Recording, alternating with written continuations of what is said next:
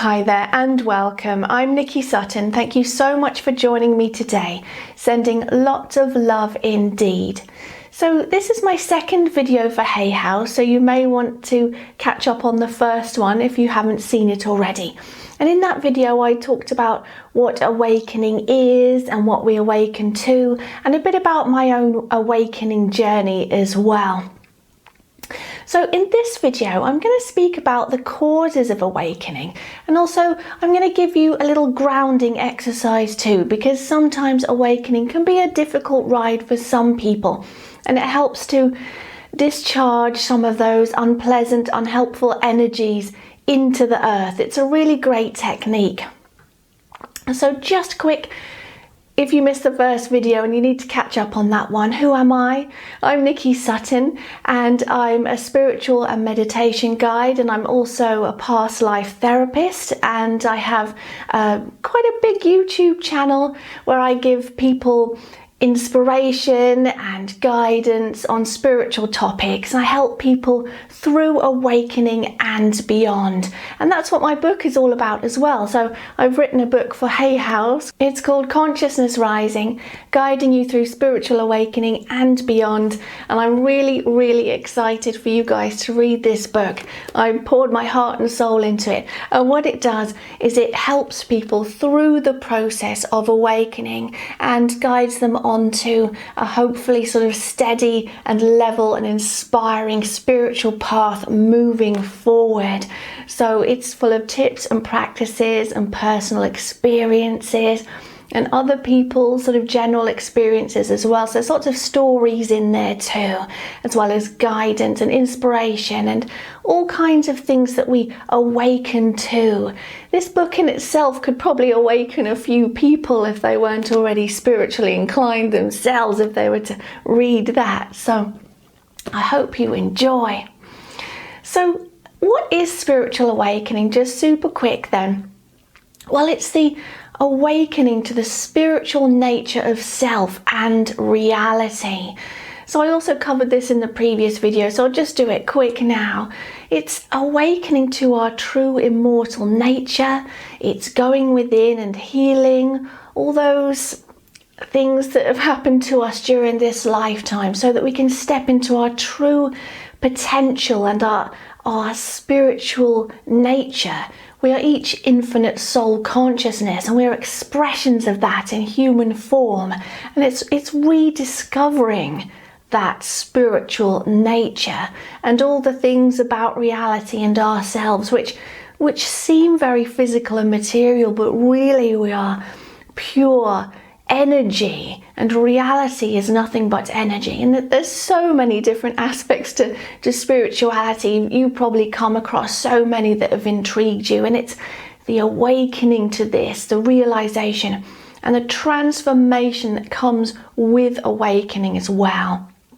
So you may have had a spiritual awakening, and you may have transformed quite a bit too. And if you think about what you were like before your awakening and what you're like now and how different your life is, you might see quite a contrast there. I know that's the way it was for me. So this video is all about the triggers or causes of awakening. So what triggered your awakening? What started you off on your spiritual path? And was it a sudden, acute awakening, or was it a more gentle realization process, more gentle changes for you? Consciousness rising is a lot about the very sudden kind of awakening. I mean, it's about both. It's about the gradual change, and it's also about the sudden change. So ask yourself, what triggered your awakening? So I've got a whole load of potential triggers here. It's quite interesting because everyone is different. Everyone goes through spiritual awakening in a slightly different way, but we tend to sort of come together and unite with the same sort of, generally the same beliefs and practices and concepts. Not completely the same, but you know, we align eventually. But everyone's route into awakening is a little bit different. So the sudden traumatic event is one route into awakening. And so this could be something like a breakup. You know, this obviously is hard to take, especially if you love someone and, you know, you love each other, but you can't be together anymore. It's not working out, and you have to adjust to life again anew. And this is a whole transformation in itself. And when the sense of self is broken down like that, we can start to really re-examine who we are, the nature of reality even, what our purpose is, what our role here is in this lifetime. We begin to search for new meaning, and then often the spiritual path presents itself. And then we have all these realizations, because our mindset may have been very much in the physical and material. Now we realize that energy is everything and it's everywhere. Perhaps consciousness has a much bigger impact on reality and that we previously imagined. We realize we can go inward, and our inner world is vast and expansive and can affect our outer world through manifestation, and so much more that we realize. But a breakup can be a real catalyst for an awakening, because it can be traumatic and be really life-changing when you've spent a lot of time with one person and then you're not, you know, your reality shifts from one way to another way. Another sudden traumatic event could be a passing, or a loss of job, or an accident or illness, you know, poor health. And all these things can cause us to stop and reevaluate our life, where we're headed, and what it all means. What's the purpose of it all? And spirituality, you know, can offer answers to this. And we all find our own truths, but we can find our answers often in spirituality. And many people have this subconscious feeling that, you know, things are different to how they were brought up. Things are different to what they see in front of them. You know, when I was growing up, I always felt like there was more to reality than was being presented to me, or that I was learning about in school. And so in a way, my awakening was a tremendous relief, because I'd always felt like I was not living a lie in materialistic, physical sort of society, but, you know, an earthly lifetime is a privilege. I wasn't living a lie, but there was more that I didn't know. And after embarking on a path of searching and seeking for wisdom and guidance and knowledge, it was a great relief, because these concepts were always knocking on the door for me, but just slightly out of reach in my consciousness, unable to surface and help me make sense of things, you know. So also global events can trigger a spiritual awakening as well. And I believe at the moment many are occurring, many are happening, because, you know, we've been through a lot recently as a global society, and in, you know, each and every country we've been through a lot. And life has changed for many, and they've had time to reflect on things, and that, you know, gives them time to read and learn. And, you know, Hay House has a wealth of wisdom and guidance, you know, the perfect example of a source of wisdom and inspiration. And so many of us have had time to reflect, and we come upon wisdom. Wisdom in itself is another trigger of awakening. I'll get into that in a minute, but it's the triggering event that causes a process of reevaluation, where we search for hope. That inner voice says, you know, there's more to learn about life. There's something metaphysical behind the physical. What is that? There's a little inner voice or a subconscious knowing that says, maybe it's time to figure it out now, you know.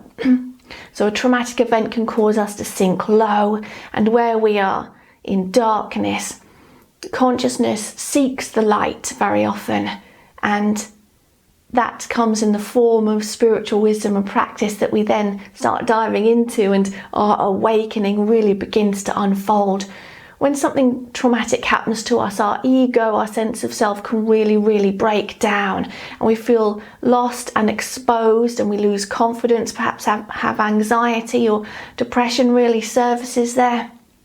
And in that way, we start searching for a little bit of light and a new way of living, a new set of concepts and priorities to live by, and we change much about our lives as a result. And these big changes can be a lot for our ego to manage, because our ego doesn't always enjoy change. It feels out of control.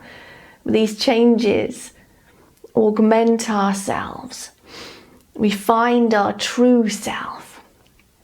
Anyway, so another trigger for spiritual awakening can be ongoing unfavorable circumstances. So not so much a sudden event, although it can result in a sudden event, but one moment, I'll get into that in a sec. Ongoing unfavorable circumstances can cause awakening. How can that be? Well, ongoing hardship can. Ongoing oppression, or if we are in a job, for example, which has been very monotonous. I mean, every job is repetitive, but a job we don't like, and we have to go there every day, and we're focusing our consciousness in a direction that isn't inspiring, it doesn't fuel our inspiration, our creativity, our sense of self. It doesn't match our self, you know.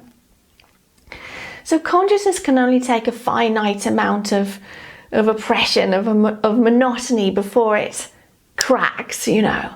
I mean, for some people in life, they're very happy to move along doing the 9 to 5 and happy doing family stuff and living the earthly life. That's absolutely fine. But for others, there's something knocking on the door, as I said. So if they're in a job that doesn't represent who they are, going to work every day, one day it can become too much and consciousness snaps, because consciousness looks for growth, expansion, experience, newness in a way. Perhaps that's the nature of consciousness, is to experience and expand and grow. So too much in the way of restrictive circumstances can cause consciousness to say, nope, I've had enough, I'm changing direction. No, I'm not saying that anyone who has an awakening, quit your job, that's it, go meditate under a tree all day. No, far from it. It's finding that purpose, or in the same role you're doing in an organisation which is more ethically driven or whatever. I think I touched on that in the last video as well, but it's finding the stimulation, something that inspires your joy, so that you're following your heart center and your excitement. So those ongoing circumstances, if you're feeling oppressed in difficult situations, ongoing consciousness can say, okay, I need to change direction. And oftentimes though, we find spiritual material and ways to find happiness within and contentment and peace within, and we don't need to change direction. We just needed to find a way to heal within, heal our thoughts, and be able to manage those thoughts and feelings and memories popping up that we have every day. Not everyone makes sweeping life changes during awakening. Many actually find that they can be very happy where they are, but they find a new way to perceive their life and a new way to manage their thoughts and feelings and memories. Okay, so another trigger for spiritual awakening is the paranormal. And this is definitely one of my favorite topics, because, you know, as a kid, various paranormal things happened to me, and although some of them were spooky, I kind of felt comforted by them, because there was that feeling within me that there's more to physical reality. So in a way, they were confirmation that there was more out there, which I'd already always suspected. So a paranormal event can occur in the form of an out-of-body experience. So that can be where, even as simple as you're laying down, relaxing, or about to go to sleep, and you find yourself sort of stepping out of your body or floating above your body, or you find yourself somewhere else completely. I'm not saying this is while dreaming, I'm saying you're still awake and you start wandering about outside of your body. And Robert Monroe's books are very interesting. He started off, I believe he wasn't spiritual at all, perhaps he was an atheist, but he suddenly had spontaneous out-of-body experiences, and that really caused, I think, an awakening in him, because he realized that, you know, there was more to life than just the physical, and that consciousness can leave the body and, well, go on amazing adventures as he did. Absolutely amazing.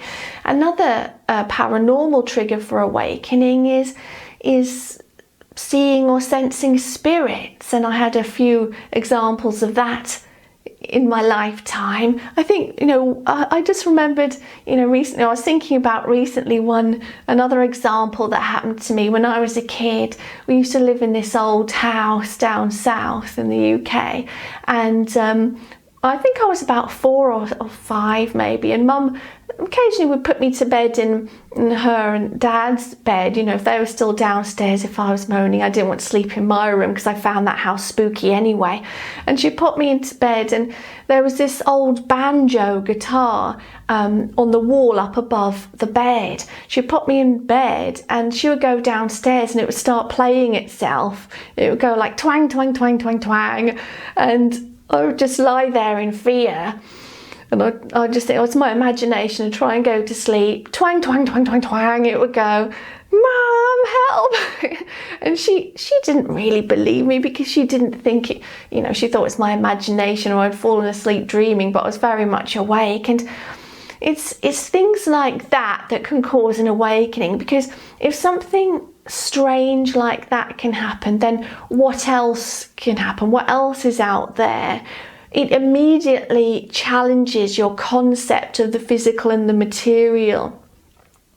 And therefore it causes you to search for answers to this conundrum that's presented. You know, that didn't trigger my awakening. I was only little, but, you know, now I think about it, it's just one of those things that compounded my eventual awakening, and caused a curiosity in me. Another paranormal cause for spiritual awakening is the near-death experience, where someone clinically passes away and then leaves their body, walks around and has experiences, perhaps sees a light or is greeted by family members, but then they're revived and they come round again and re-enter their body. Many people all over the world have experienced this. And the Near-Death Experience Research Foundation lists many people's experiences on their website. So this can really, as you can imagine, be a big trigger for awakening. And another one is mediumship. Many people might go along to a psychic medium and have a reading just for the fun of it, but then end up making a good, strong connection with their loved ones on the other side. And there's validation brought through, information that the medium couldn't have known, and that causes them to question, wow, then maybe my relatives do go on after their passing. And this can cause them to have an awakening and embark on the spiritual path of searching and seeking and self-improvement, self-development. Spirituality is very much about self-development indeed. As we realise that we can be the greatest version of ourselves possible, and there's many tools to be able to achieve that. Many of them I go into in Consciousness Rising. Actually, there's lots of tools in there, lots of practices and realizations too. So another trigger for spiritual awakening is information.